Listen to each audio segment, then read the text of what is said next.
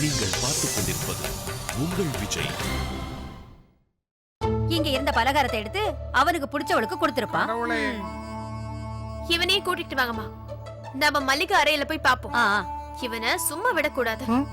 நான் கொடுக்கல. ஒழுங்கா இங்க கூட வா. வாடா. ஏய், நான் வர மாட்டேன். எழுந்திரு. சொன்ன கேளு, எழுந்திரு. வான்னு சொல்றேன்ல. நான் வரல. வாடா. வா. வரலன்றேன்ல. போ. போ.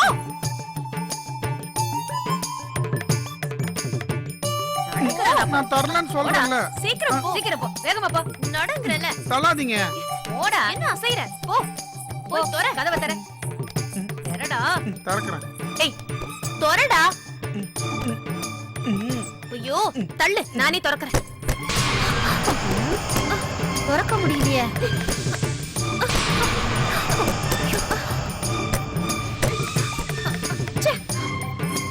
அதத்தான் நானும் சொன்னேன், திறக்க முடியலன்னு. டேய், கொஞ்சம் தள்ளி நில்லுடா. ஒண்ணு ஆகாது, நீங்க சாப்பிடுங்க.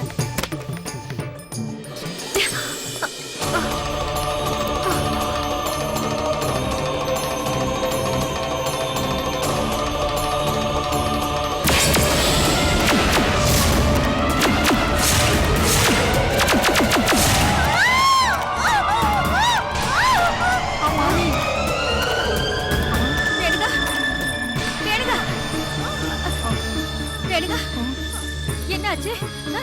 ரேணுகா, ரேணுகா, இங்க பாரு.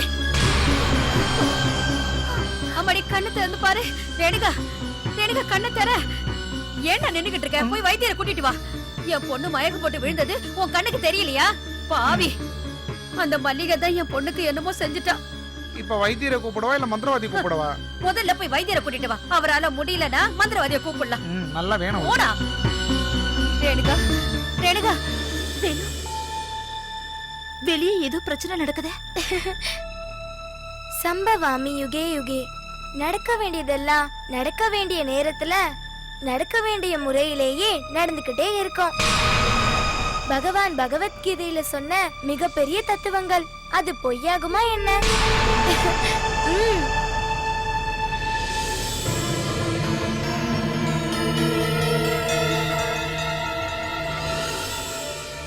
வாங்க வைத்தியரே, என் பொண்ணு மயக்கமாவே இருக்கிறா. அது உன் நல்லதுக்கு தான். என்ன பேச்சு பேசுறீங்க நீங்க? ஒருத்தர் மயக்கம் போட்டு விழுந்தா அது நல்லதுக்கு நான் சொல்லுவீங்க? அதாவது நோயாளிக்கு மருந்து கொடுக்கறதுக்கு சௌரியமா இருக்கும்னு சொன்னேன். மருந்து ரொம்ப கசப்பா இருக்கும். அவங்க முழிச்சிருந்தா குடிக்க கஷ்டப்படுவாங்க. சில நேரங்கள்ல குடிக்க மாட்டேன்னு சொல்லுவாங்க. அந்த நேரத்துல நாம கட்டாயப்படுத்த வேண்டியது இருக்கும். ஆனா இப்ப அதுக்கு அவசியம் இல்ல. சுய நினைவு இல்லாம இருக்காங்கல்ல.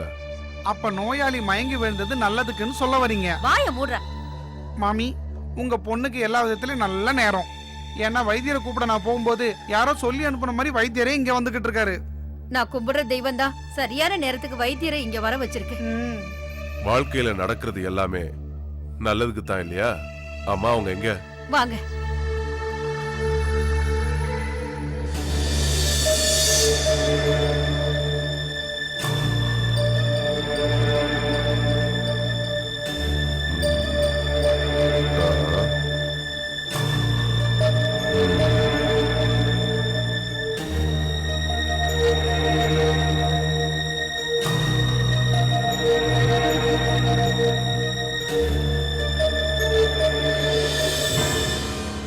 எப்படி மயங்கி விழுந்தாங்க? யாருக்கு தெரியும்? எதையோ பார்த்து பயந்துருக்கா. அப்படின்னா இப்ப மருந்து கொடுக்கறது தான் ரொம்ப நல்லது. அப்படின்னா சீக்கிரம் கொடுங்க வைத்தியரே.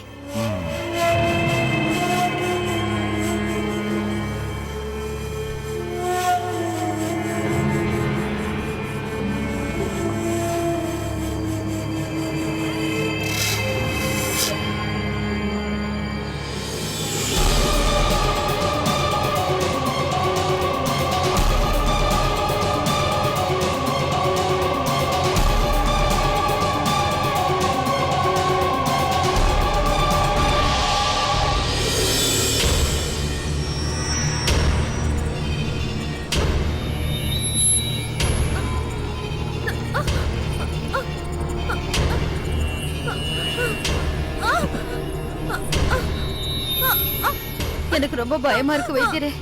இந்த மருந்தோட வீரியம் அந்த அளவுக்கு இருக்கிறதாலதான். கவலைப்படாம இருங்க. எல்லாம் நீங்க நினைக்கிற மாதிரி நல்லபடியாவே நடக்கும். வைத்தியரே, என் பொண்ணுக்கு எப்ப மயக்கம் தெளியும்? இப்போ உடனே மயக்கம் தெளிஞ்சிடும். அது வரைக்கும் நான் காத்துட்டு இருக்க முடியாது. நான் போயிட்டு அப்புறம் வர்றேன். வைத்தியரே பணம் வாங்காம வேண்டாம், தேவையான பிரச்சனைய அரண்மனை பெரியவர் என்கிட்ட கொடுத்துட்டாரு. இந்த மாதிரி வீரிய உள்ள மருந்துகளை செய்யறதோ இத மத்தவங்களுக்கு கொடுக்கறதுக்கும் எனக்கு இஷ்டம் கிடையாது. அந்த பாவத்தை நானும் அனுபவிக்க வேண்டியது இருக்கும். இருந்தாலும் அரண்மனையில் இருக்கிறவங்க சொல்லும்போது நான் எப்படி கேட்காம இருக்க முடியும்?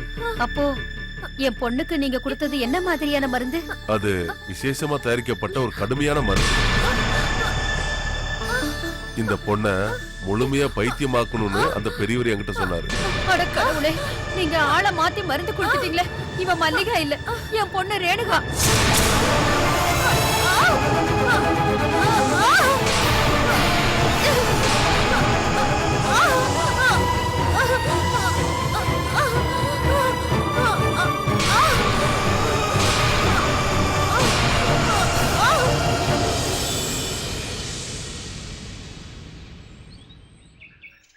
மகாராஜா, எங்ககிட்ட ஏதோ ஒரு முக்கியமான விஷயம் பேசணும்னு சொல்லி வர சொன்னீங்க. என்னன்னு நீங்க சொன்னீங்கன்னா நீங்களும் ஜோசியரும் ஒரு தீர்த்த யாத்திரைக்கு தயாராகுங்க. ஒன்னும் புரியலையே. என் மல்லிகா படுற அவஸ்தை உங்களுக்கும் தெரிஞ்சது தானே? அவங்களுக்கு இப்போ நேரம் சரியில்லை, அதனால தான் இப்படி அனுபவிச்சிட்டு இருக்காங்க. என்னதான் அனுபவிச்சாலும் அதை பத்தின கவலை மல்லிகா கிடையாது இல்லையா? ஏன்னா அவளுக்கு புத்தி சரியில்லை. எனக்கு அப்படி இல்லையே. தாலி கட்டின மனைவி முழு பைத்தியமா அலைஞ்சிக்கிட்டு இருக்கிறத நான் பார்க்கணும் இல்லையா? அது எவ்வளவு பெரிய வேதனைன்னு உங்களுக்கு தெரியாது. அதை பார்த்து வேதனைப்படுறத தவிர எங்களால என்ன செய்ய முடியும் மகாராஜா? வேதனைப்படுறதுனால மட்டும் பிரச்சனை தீர்ந்துட போறதில்ல. பெரிய மகாராஜா தீர்த்த யாத்திரை நடத்தி தேசத்துக்கு புண்ணியத்தை தேட போயிருக்காரு. ஆனா எனக்கு இங்க எப்படி? அப்படி கடவுள் மேல குத்தம் சொல்லாதீங்க.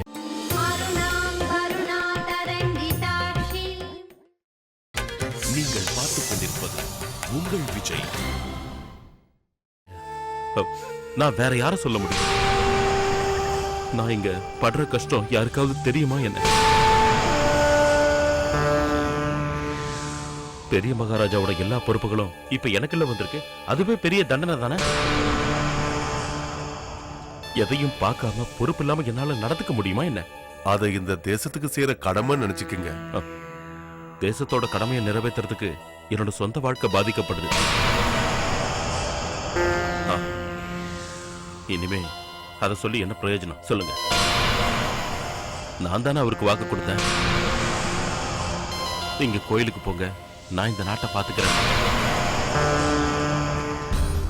ஆனா பிரச்சனை தலைக்கு மேல போகும்போது அவருக்கு பிரச்சனையை சொல்லித்தானாகணும் ஜோசியரே. நிச்சயமா சொல்லணும் மகாராஜா. மல்லிகா மகாராணி தயானந்தன் மகாராஜாவுக்கு பொண்ணு மாதிரி, அதனால கண்டிப்பா சொல்லி ஆகணும். மகாராஜாவை பார்த்து இங்க நடக்கிறத தெளிவா எடுத்து சொல்ல நீங்க 2 பேரும் போனாதான் சரியா இருக்கும்னு எனக்கு தோணுது. தாராளமா, அதுல எங்களுக்கு ரொம்ப சந்தோஷம்தான். நீங்க சொன்னா போதும். இங்க நடந்த எல்லா விஷயத்தையும் பெரிய மகாராஜாட்ட நான் விவரமா எடுத்து சொல்லிடுறேன். உங்களுக்கு தேவையான எல்லாத்தையும் நான் ஏற்பாடு பண்றேன். நாளைக்கே போக தயாராயிடுங்க. தாராளமா மகாராஜா. சாயங்காலம் நீங்க 2 பேரும் அரண்மனைக்கு வாங்க. வரேன்.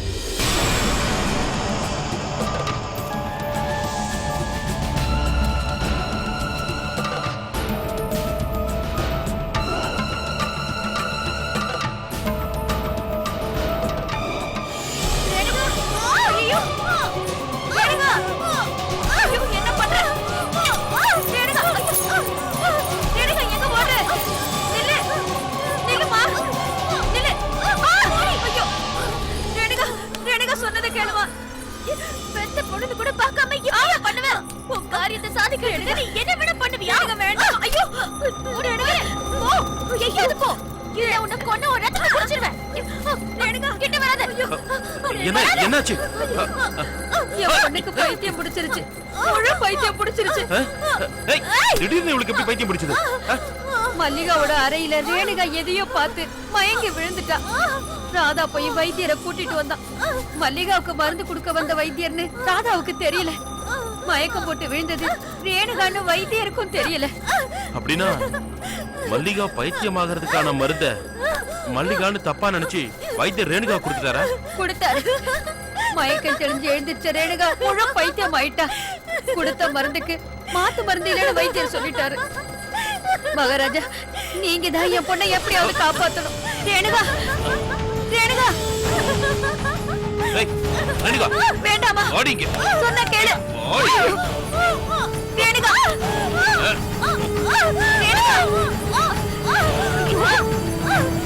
ரேணுகா, சொன்னா கேளு. ரேணுகா, அமைதியா இரு.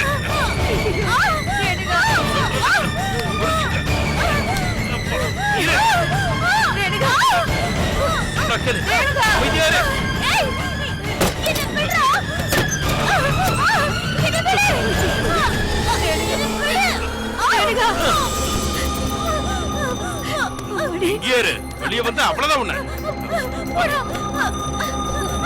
மகாராஜா, என் பொண்ணு. ஐயோ.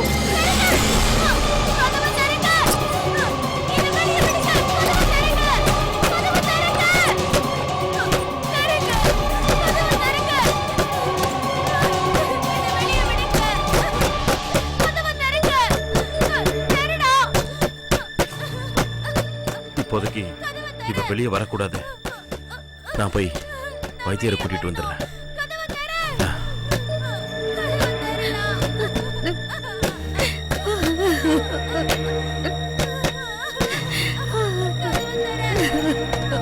அட கடவுளே.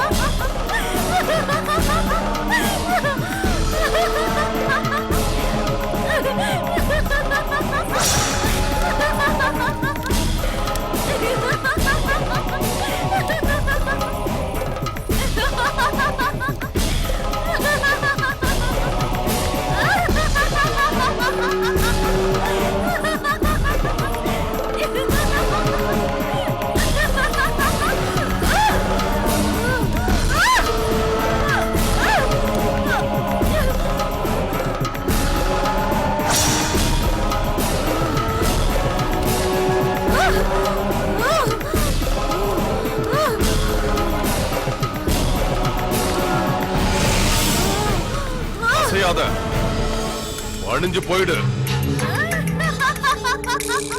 உன்னை மந்திரத்தால கட்டி போட்டு இந்த தேசத்தை விட்டு துரத்தி விட முடியாம இல்ல. எந்த ஒரு பிரச்சனையும் பண்ணாம நீ இங்க இருந்து போயிட்டா அது உனக்குத்தான் நல்லது. இந்த உடம்ப விட்டு உடனே போகணும். ஓ,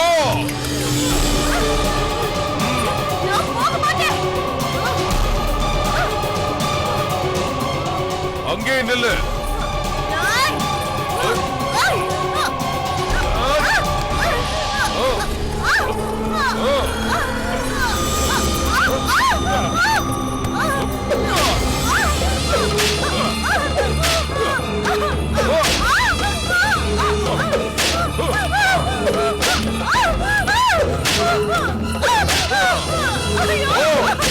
போயிடு. இல்லையா? போயிடு. வைத்தியரே, படிக்காதீங்க. அப்புறம் எப்படி விரட்டுறது? இந்த உடம்புல ஒளிஞ்சிட்டு இருக்கிற கெட்ட ஆவிய விரட்டணும் இல்ல? இந்த ஆவி எங்க இருந்து வந்ததுன்னு எனக்கு தெரியும். மல்லிகாவோட உடம்புல இருந்து வந்திருக்கு, அது எனக்கு நல்லா தெரியும். சமயம் பார்த்து என் பொண்ணோட உடம்புக்குள்ள வந்துருச்சு. திரும்பவும் அந்த ஆவி மல்லிகா உடம்புக்குள்ள போயிருக்கும். அப்படி போனதுனாலதான் இவ வலியால துடிச்சு அழறா. இவங்க சொல்றது உண்மைதான். அப்படி இருக்கவும் வாய்ப்பு இருக்கு. மல்லிகாவை நேர பார்த்தா தான் அது உண்மையா பொய்யான்ற விவரம் உங்களுக்கு புரியும். அப்புறம் ஏன் யோசிக்கிறீங்க? நீங்க வாங்க வைத்தியர்.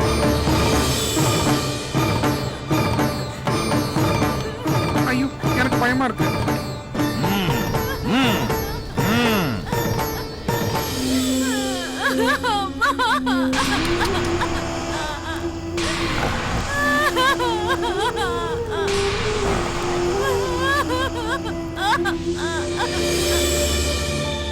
எங்க இருக்கா அவ? என்கிட்ட காமிங்க. நான் சாதாரண வைத்தியம் இல்ல, மந்திர சக்திகள் தெரிஞ்ச மந்திரவாதி. அவளை கட்டி போட மந்திர சக்தி தேவையில்லை, இந்த மூங்கில் கம்பே போதும். அந்த கெட்ட சக்தி அவ உடம்ப விட்டு, இந்த வீட்டை விட்டு, இந்த தேசத்தை விட்டு ஓடி போயிடும். இதோ இங்கதான் இருக்கா. கதவை திறங்க.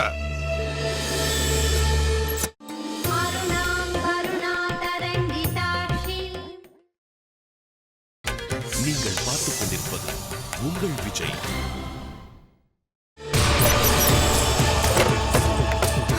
இதோ இங்க இருக்கா பாருங்க.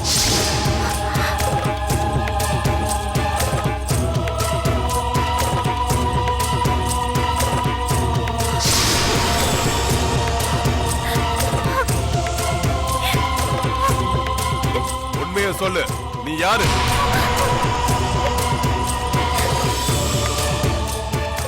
இவதான் திமிரு பிடிச்சவளாச்சே. மரியாதையா நாம கேட்டா இவ சொல்ல மாட்டான். இவ மட்டும் இல்ல, இவளை விட மோசமான சக்தி எல்லாம் நான் என் வாழ்க்கையில பாத்திருக்கேன். உங்க கையில தான் கம்பி இருக்கு வைத்தியரே, அதால 2 அடி கொடுங்க, உண்மையெல்லாம் வரும். இவ இல்ல, இவளை இங்க அனுப்பி வச்சாலே ஒருத்தி, இந்த சன்னியாசினி அம்மா. அவ வந்து சொல்லுவா. இங்க பாரு, தேவையில்லாம இந்த பரம்புக்கு வேலை கொடுக்காத. சொல்லிடு, சீக்கிரமா சொல்லு, நீ யாரு? ஏய், பொய் சொன்னா அடிச்சே கொன்னுடுவேன். சொல்லு. கெட்ட சக்திகள் சில நேரங்கள்ல உண்மையை சொல்லு. நீ பேசுறத பார்த்தா உடம்புல மோசமான சக்தி இருக்கு. நீ புகுந்து இருக்கிற உடம்போட பேர் கேட்கல. உன் பேர் என்ன? நீ யாரு? உன் கூட உன்ன மாதிரி எத்தனை கெட்ட சக்திகள் வந்திருக்கு? சொல்லு. நீ சொல்லலன்னா சொல்ல வைப்ப. உண்மையை சொல்லிட்டு ஒழுங்கா இந்த உடம்ப விட்டு ஓடி போயிடு. ஒரு பொண்ணோட வாழ்க்கையை கெடுக்கிறதுக்காக நீ இந்த உடம்புல இருந்தா அதுக்கு நான் சம்மதிக்கவே மாட்டேன். சாமம் தானம் வேதம் தண்டம். நீ அடி வாங்காம இங்க இருந்து போக மாட்டேன்னு நினைக்கிறேன். சொல்லு, நீ யாரு? எதுக்காக வந்த? சொல்லு. சொல்லு. இல்ல.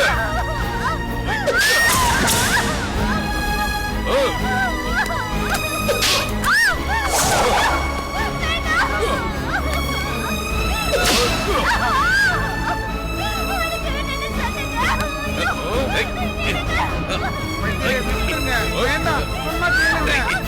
சொல்லு.